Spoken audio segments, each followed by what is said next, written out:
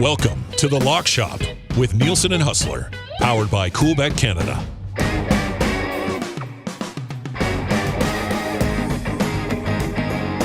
What's going on, everybody, and welcome back inside The Lock Shop. Nielson and Huss with you this morning. Huss, what's going on, buddy? How you doing, man?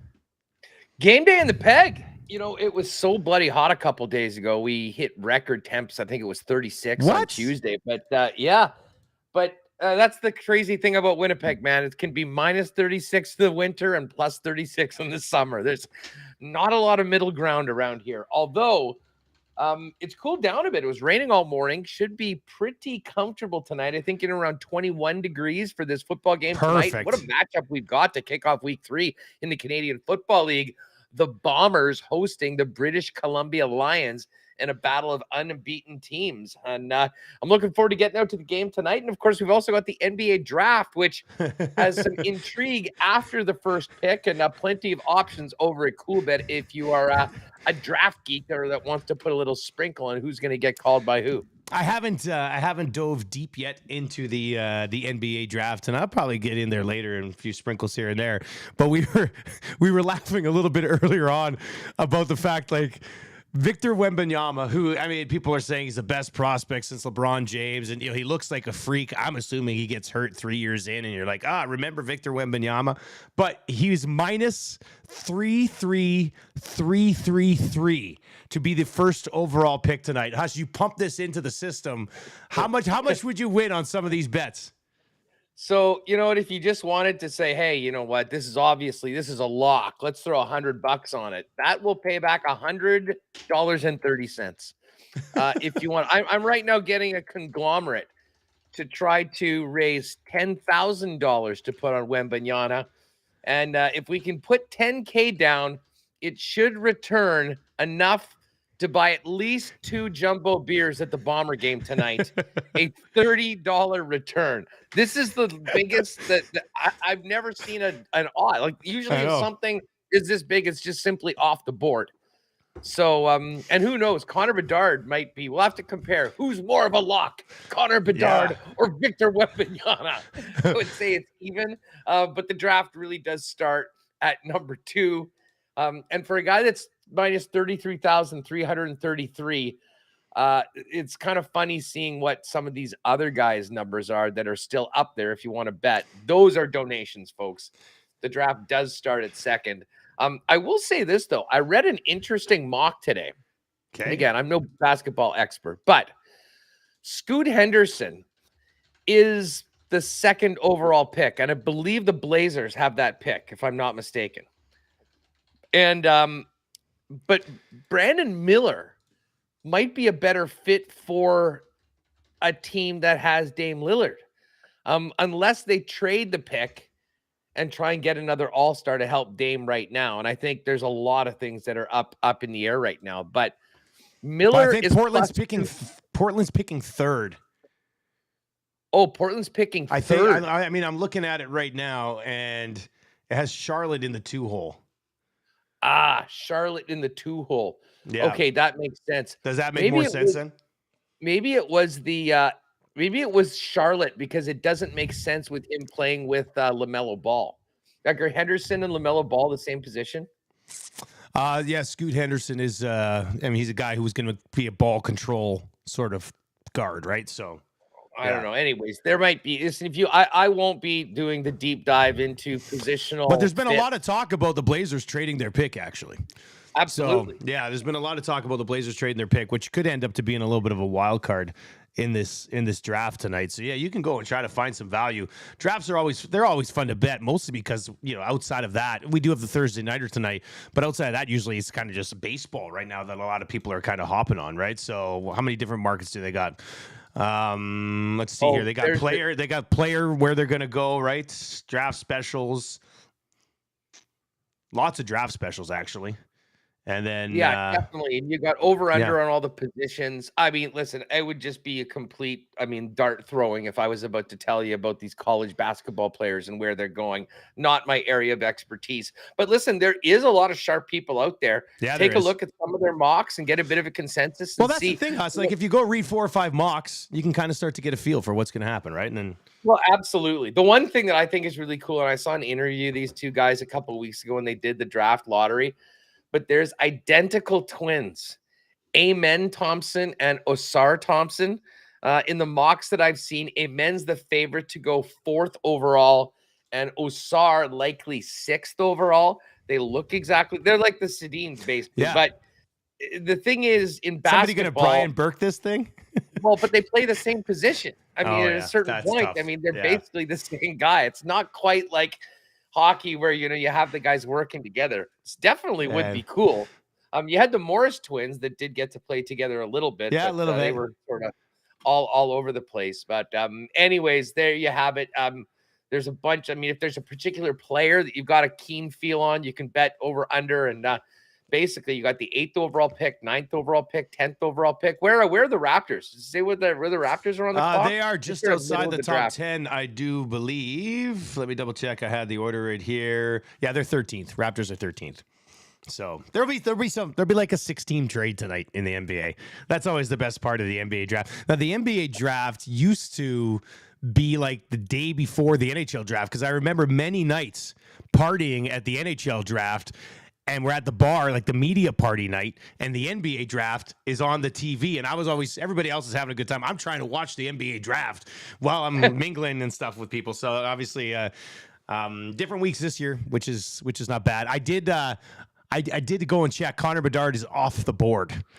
Like, it starts at number 2, the odds right now over at Coolbet. So I guess his odds would actually be beyond minus 333. So Bet $1 million to Yeah. win 10. yeah, Connor Bedard, number 1. hey, you're gonna win 10. There is that one thing.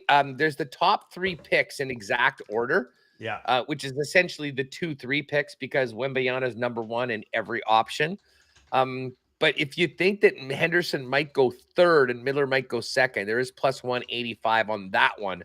But anyways, if you're into the NBA draft, check it out. It's all there before the picks go off the clock tonight. I'm feeling some pressure to go with a baseball pick for the play of the day this week. After being when you're 3-0 red hot, right dude. now. Yeah, 3-0. What a week for baseball too, my man. Well done. I had to sweat it out last night. That Twins Reds, and I've been trying to take relatively like low numbers. I mean, I haven't taken a plus money, but the Twins last night were minus 114. The Cubs were a similar number the night before, and that game ended up going to extras. And man, when you've got a money line bet in extra innings with the innings always starting with the guy on second, Yeah. the stress levels go way up. But anyways, shout out to the Twins for getting that done. We'll fire out the pick. I've got a pretty good lean from this Bomber game tonight. Yeah. If there's a baseball game that really pops out to me, I'll go with that. Otherwise, I think I'm going to take a player prop from this Bomber game. But here we go. Thursday night football. 2-0 Lions, 2-0 Bombers. And I mean, this is going to be a great test for Winnipeg and certainly the test for the British Columbia Lions and Vernon Adams. Dusty, they had the shutout last week. You don't see that very often. So give their defense credit. Obviously, they did it against Edmonton. That's really been struggling offensively with Taylor Cornelius. I think this is a real opportunity for the Bombers to make a real statement game, though. They won by 18 in a game that Trevor Harris passed for over 400 yards in. To me right now, they are just looking so good. And despite the fact that Brady Oliveira is a game time decision and probably won't play, Zach Caleros looks like he's just on another level from pretty much everybody else in the Canadian Football League right now. I'm looking for a big game for Zach, big game for his receivers and Dalton Schoen, Nick Dembski, Wolotarski, Rasheed Bailey. And I wouldn't be surprised. We don't have any Johnny Augustine props right now. And I think the big reason for that is they don't really know who's going to be playing in the backfield for Winnipeg. Yeah. But I'm quite confident that Winnipeg's offense will continue doing what they're doing. The big question is is what will Vernon Adams and the BC offense be able to do against the Bomber defense? I thought the Bomber defense was incredible against Bo Levi, Mitchell, and the Hamilton Tiger Cats in week 1. But then you saw what Hamilton did the next week, and that wasn't very good. And then, of course, the Bombers, at times did give up a lot to Trevor Harris and the Riders. So to me, the question is, can the Bomber defense get back to their week 1 ways at home? And I think if that happens, Winnipeg covers the number comfortably. Otherwise, it might be a bit of a shootout. But I think even in a shootout like we had last week, Bombers were on the road, albeit they got that special teams touchdown, but still would have covered without that. So hard not to like the Bombers and lay the 6 points at home in front of what should be another great crowd tonight in Winnipeg. Yeah, that's the tough part here. BC has had a great start to the season, but going into Winnipeg, going in to face that crowd, going into the game without Keon Hatcher, who's still out, now without Dominic Rhymes as well, that's going to be asking for a lot from Lucky Whitehead, and actually it leads to some interesting player props for Hollins on the other side of that offense, who's been involved since Hatcher has kind of been out here to start the year. So, I usually you would say, in order to, start taking somebody against Winnipeg, they'd have to lose a game. But to me, Winnipeg's playing so well right now, I got to see somebody cover against the Bombers before I'm like, okay, yeah, no, I'm not going to touch the Bombers at 6 points. So I think for those reasons, I'm going to ride with you here on Winnipeg in this game. I mean, you guys, I said it, I was asking the guys, like, before the season started, I think it was either preseason or I did that first game against Hamilton. And I don't think people realize how special it is what the Bombers have going on, Huss. Like, back-to-back Grey Cups. We're very close to having a third, come into this season as a heavy favorite and look absolutely amazing to start the year. Like, it's the biggest juggernaut in professional sports in North America right now, man. It's amazing. Yeah, and the fact that they fell short by 1 point last year in the Grey Cup of winning a three-peat, I think almost makes their odds better to win consistently, because they know full well nothing's finished until that final buzzer's ticked off in the Grey Cup in November. But overall, you stay healthy, you keep your quarterback upright, they're going to have a chance to win this game. I do think BC probably is. I mean, from what I've seen so far, I'm not that impressed with the Calgary Stampeders, to be honest with you, Dusty. I think it's BC or maybe Saskatchewan. I mean, to me, those are the teams that are nipping at the heels of the Bombers. We saw what the Bombers did last week in Saskatchewan. I kind of look for a bit of a statement game tonight for Winnipeg against BC. Now, just quickly, let's take a look at these the game props. Yeah, for tonight. And by the way, on Winnipeg Sports Talk, I am going to be putting out an exclusive. You'll be able to see it probably up on the site in the next hour or so. If you're watching us live, if you're getting the podcast later, just get over to the exclusives. But we're going to take the Bombers to win by 6 or more. We've moved it to 5.5 just because you don't want to have a tie. For player passing, we're going to take Zach Collaros to hit the over on his total over 269 yards. So 270 plus for Collaros. We're going to take Dalton Schoen and his over at over 75.5. And I was going to take Nick Dembski over for his total, which is 70.5. But I'm actually going to instead go to Dembski's receiving total and go Dembski 5 or more receptions. Now, the over 5 is minus 143. So that might come down a little bit. Yeah. But we're going to put those together. It's such a good one last week with the Bombers to cover the Schoen touchdown, which we got early. We just did not get the Dembski touchdown because there was a couple other running ones. But to be honest, without Brady Oliveira in the game, I wouldn't be surprised if there's a chance. I'm kind of eyeing up a Rashid Bailey touchdown. I didn't necessarily want to put that one on the parlay, but Rashid is plus 115 to get into the end zone as well tonight. Carlton Agadosi at plus 130. And then Drew Wolodarski, who did get in last week, is plus 175, maybe the best value on that. People just assume that Schoen and Dembski are getting into the end zone. Wolodarski was in week 1, too, back-to-back weeks with a touchdown. He only had one last year and one the year before. Well, and the thing is that I think Zach Collaros really likes throwing to Wolodarski in the end zone because when he gets in, they get together and do their air guitar selling. Yeah. So, you know what? I guess, at this point, with how well they're playing, you can choose who you're throwing for the touchdown based on how much you enjoy participating in their touchdown celebration. So maybe I will throw a little down on Drew for tonight's game.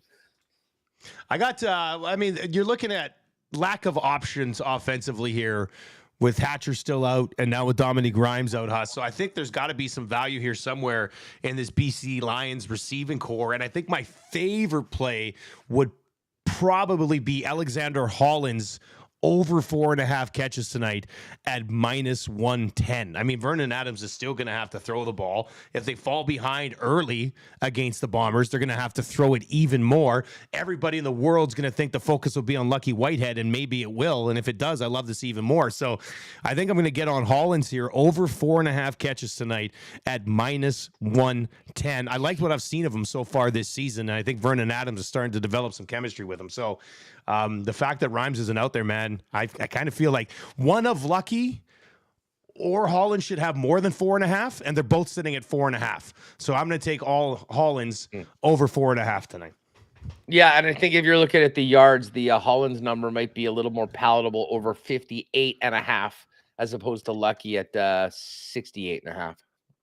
So there's some options there. I mean, there's got to be somebody getting involved in that passing game tonight, and I think Hollins might be the best value that you can find right now. But this should be a great game tonight, man. I wish I was in Winnipeg tonight. This would be a fun game to be at in general.